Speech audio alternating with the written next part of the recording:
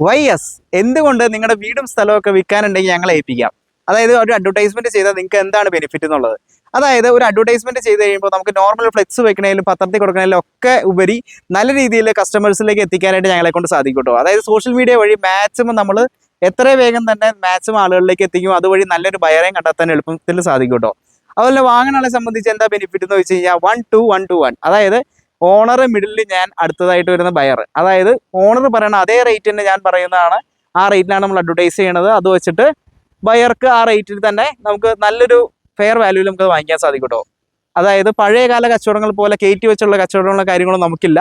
Direct ആയിട്ട് owner എന്ത് rate ആവശ്യപ്പെടണം ആ റേറ്റ് വെച്ചാണ് നമ്മൾ അഡ്വർടൈസ് ചെയ്യണം, അത് വെച്ച് നമ്മൾ മാർക്കറ്റ് ചെയ്യുന്നതാണോ. അപ്പം നല്ലൊരു റേറ്റിന് നല്ലൊരു ഡീല് സ്വന്തമാക്കാൻ സാധിക്കും. നമ്മൾ ഫിനാൻസ് അറേഞ്ച് ചെയ്ത് കൊടുക്കുന്നതുകൊണ്ട് ഡോക്യുമെന്റേഷനൊക്കെ കറക്റ്റ് ആയിട്ടുള്ള ലാൻഡാണ് നമ്മൾ ചെയ്യുന്നുള്ളത്.